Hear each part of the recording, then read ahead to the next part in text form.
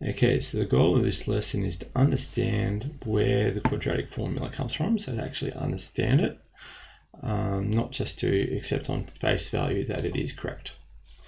Okay, so what we have in front of us is the quadratic formula, well known. No one argues about what it is. Okay, but where does it come from? Well, you have to understand the general form of a quadratic. So it's a squared plus bx plus c is equal to 0. And the crucial thing here is we're going to use the method of completing the square. So we're going to complete the square in order to solve it. And there's a couple of different ways to do it. And I'm going to do a way that I like to do. So the first thing I'm going to do is divide both sides by a. And when I divide the left by a, it's actually every single term that gets divided by a. Right. So what we get is a squared plus b over a x plus c over a. And 0 divided by anything is 0. Okay, so now we're going to put in our perfect square pattern. So it's x squared plus 2 times x times something, and we'll balance that out in a minute. So that's the b term, so we then will add that in to complete the square, have to balance it out so we don't make any changes, and then we've still got our c over a term to make sure we've got a complete equation. Okay, now the easy way to get the second term is to take this term and divide it by 2. Okay, because when you then multiply it out, it then cancels, the 2's cancel. So that is b over 2a. So the 2's will cancel to give b over a. So then we have to complete the square by adding our b over 2a term in, and then balancing it by removing the b over 2a squared term. Okay, so from here, we're going to look at our perfect square. And our perfect square then will be x plus b over 2a. That's our perfect square, that's our factorization. And then we're going to move the other terms to the other side just to get that ball rolling.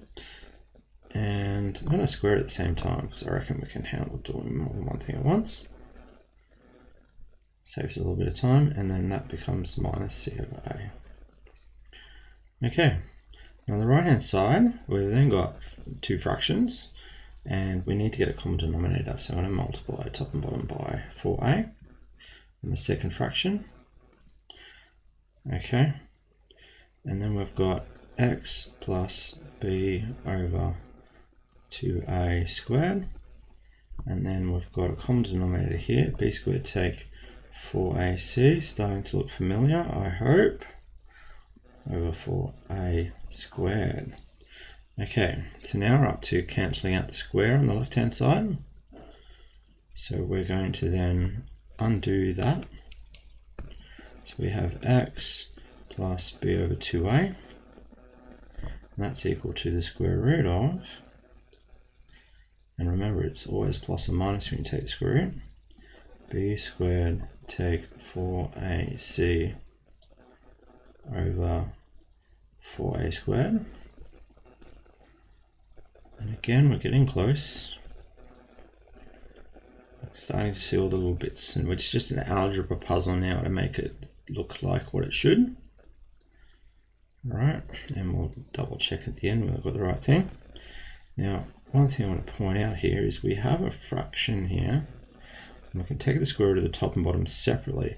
Now the bottom, we can actually take the square root of, so the square root of 4 is 2, the square root of a squared is a. So on top then, we just have the square root of b squared take 4ac, and you're starting to think, right, we're really close to where we should be. So that b over 2a comes across as minus b over 2a, plus or minus square root of b squared take 4ac all over 2a, and on the right hand side, we've got two fractions with a common denominator.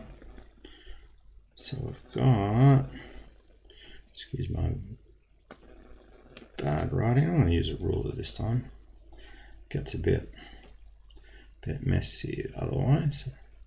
Not the neatest drawer, I will admit. So put in nice big fraction.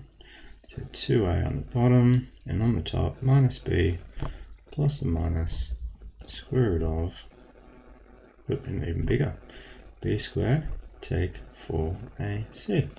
And that is how we get the solution for x by completing the square. And in general, that's how we do, that's the quadratic formula where it comes from. So it is actually the specific solution from completing the square. So, which is really useful to understand.